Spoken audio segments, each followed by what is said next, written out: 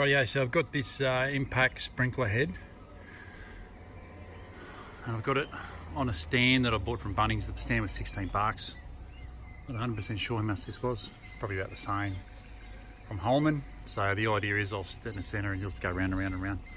So let's turn it on and see how we go, see how far it gets. Well, that's pretty loose. Look at that go! Alrighty, let's take two. I'm going to have to peg that down. That's just loose as. And that's the stand. That's the stand that's at fault there. That is not the issue of the sprinkler. So yeah, I'll go and get some tent pegs. Alright, so this is take three. That's pumping out a good spread of water. It's nearly hitting the kids over there who are raking up sticks and stuff for me.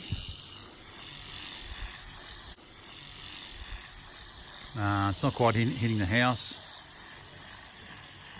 So yeah, and it's just trickling on my legs back here, and I'm all the way back here. So I'm trying to get some moisture into the ground because I want to aerate it tomorrow morning. So the best way to get a good job for aerating is flood your lawn the day before. Rightio, so I have my top dress mix. Blah, blah, blah. I got it from the local landscape yard.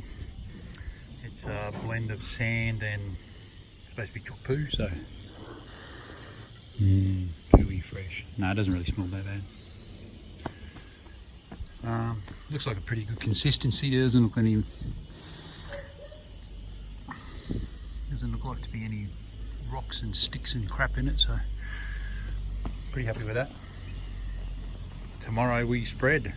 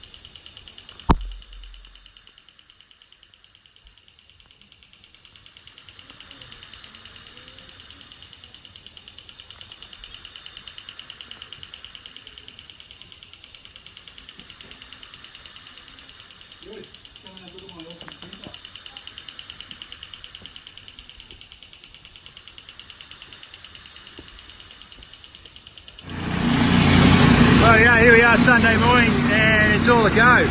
We've got Mitch on the MoMaster Scarifying, we've got Ash on the Toro Turfmaster red pile of junk. Lenny's out there on the Husqvarna Scarifying, and I'm about to fire up this Bush Ranger mower and just clean it up. And yeah, Ash's kids are out the front there filling up the top dresser ready to use that. So yeah, step after this with Scarifying, I'm going to clean it up, then we'll aerate it, and then we'll add the topsoil.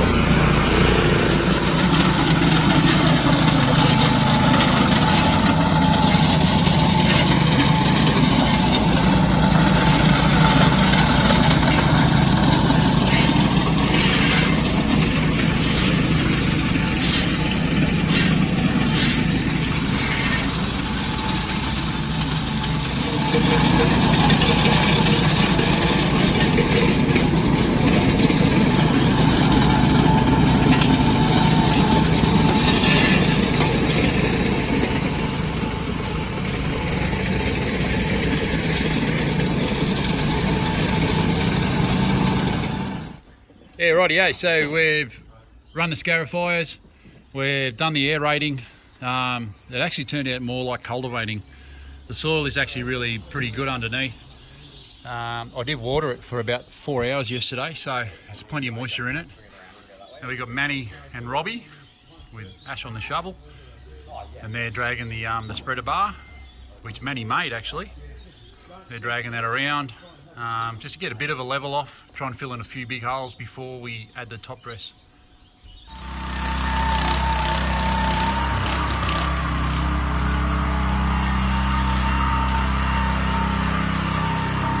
It's got a lady coming this way.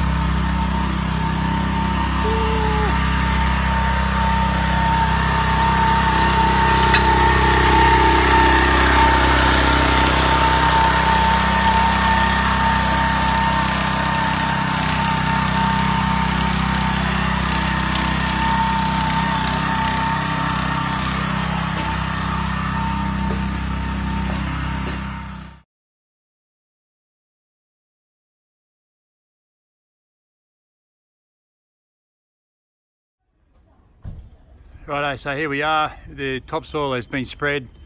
Kind of ordered a bit too much, but that's all right. We'll throw some extra over the top of the sprigs when I put them down early, tomorrow or Tuesday, one of the two. So Robbie and Mitch have been dragging the spreader around. Fixing your holes. It's doing a great job. Just moving the dirt out. Manny's on the manual spreader. And Stevie Moo's over there in the corner doing the same. So yeah, this is where we're at now. It's looking really good, really happy with the progress. It'll come up absolutely mint.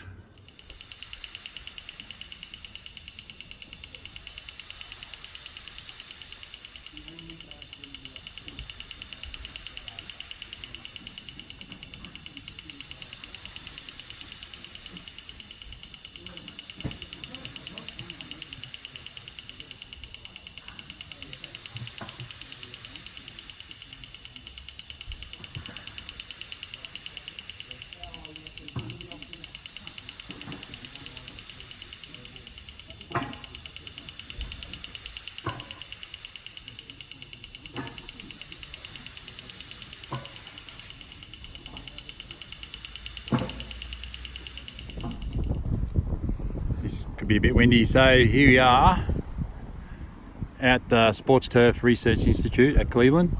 This is one of their test plots. They've got different varieties to see the effect that different things, fertilizers, wetting agents, herbicides have on different plots. This test plot has been not used for a while, so any turf we get out of it is free from disease and all that sort of stuff. So Ryan's just going to start up the big grading, and we've chosen this variety here, which is one of the hybrid green varieties. So you can see it's similar to that, whereas this one, what are these ones over here, Will?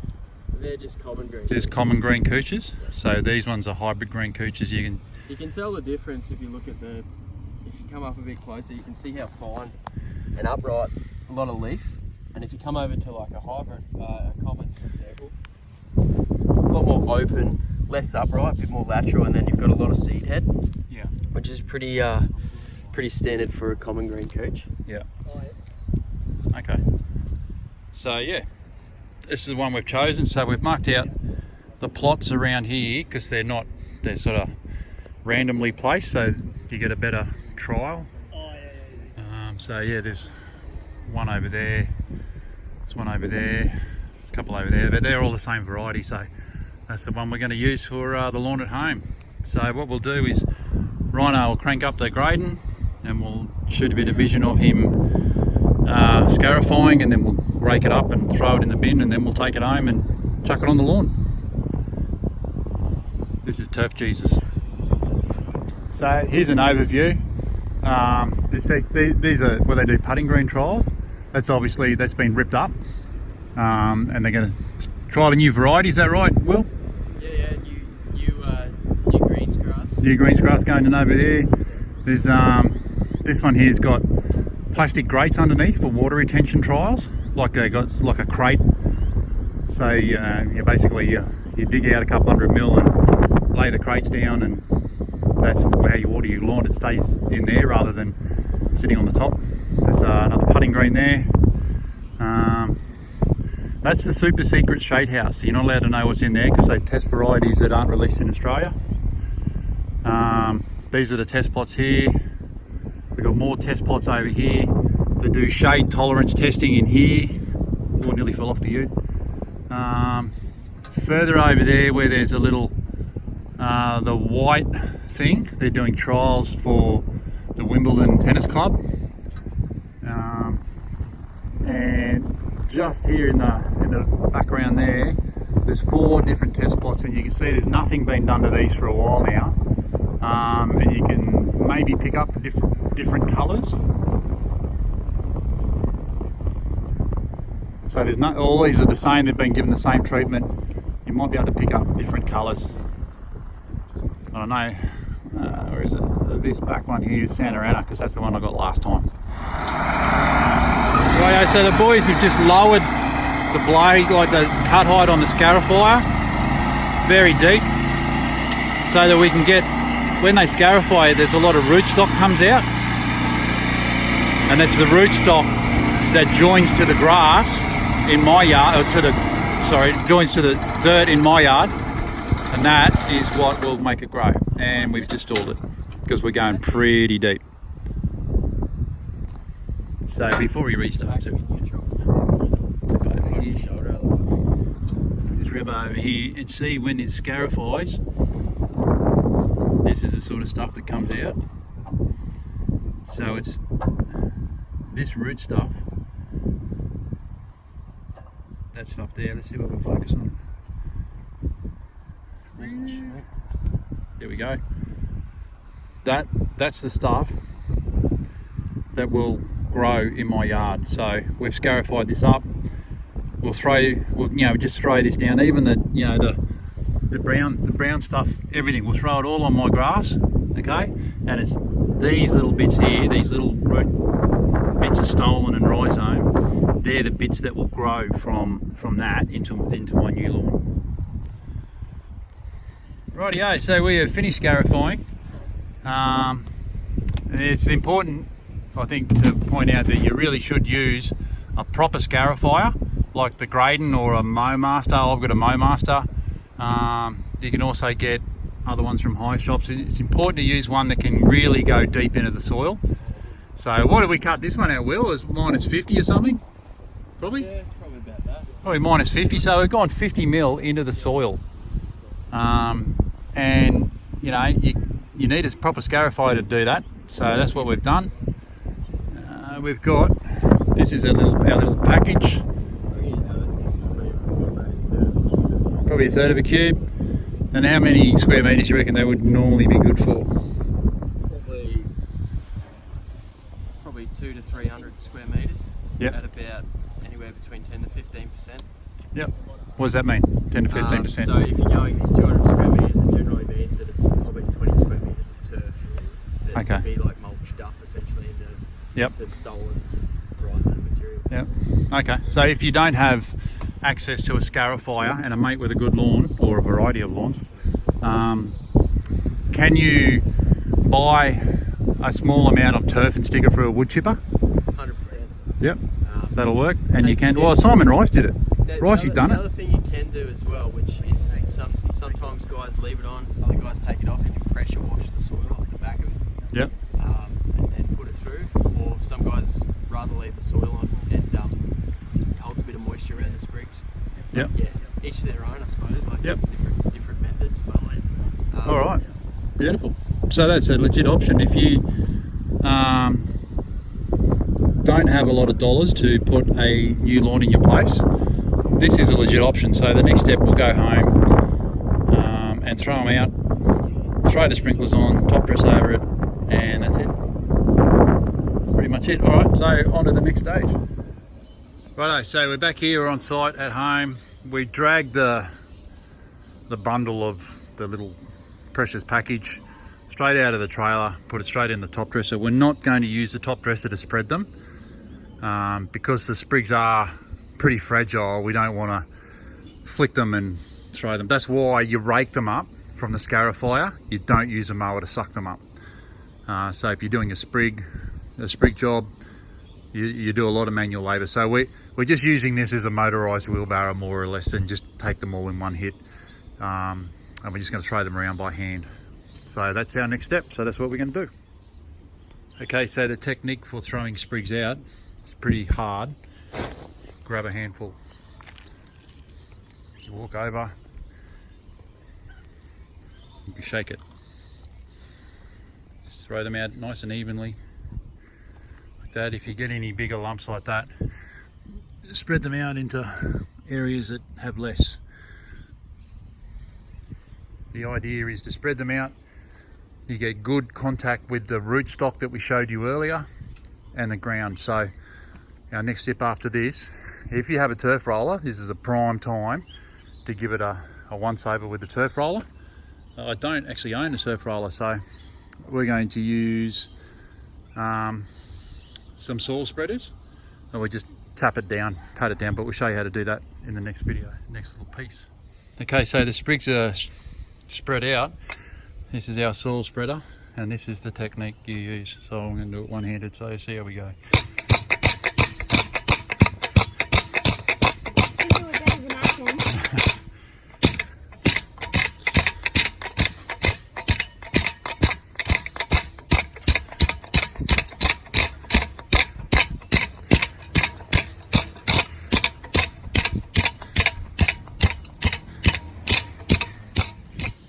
Rightio, so the sprigs are down. We've top dressed over the top. As you can see, there's not a lot of sprig showing now because we've put it underneath the dirt basically. Now it's controlling the environment, so there's a lot of thunderclouds overhead. I really don't want it to rain because I've done this before and had it wash away from a torrential downpour. So the next 5 days, 6 days, I would really like to control the environment myself by watering multiple times a day. Multiple meaning when I get up in the morning, I want to have it on for half an hour so everything gets wet. Luckily I'm on night shift this week, so I'll set a sneaky alarm for midday and I'll come out and I'll water again during the middle of the day to keep everything damp, keep it wet, because the grass has just gone through a very stressful activity.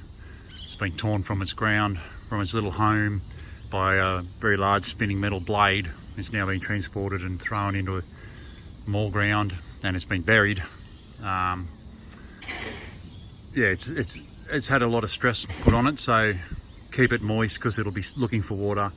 This soil has got chook poo mixed in it, so I'm not going to add any fertilizer for the first couple of days. I want to give it a nice gentle introduction. So there is, like as you saw the other day, I did put down seaweed secrets and I did put down soil moisture retention to try and aid in keeping that moisture in the soil for longer.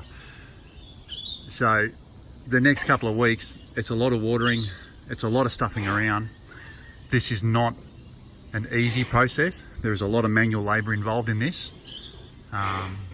The easiest way to get a new lawn and the quickest way is to buy a whole lot of sod and do it, and just lay the whole lot.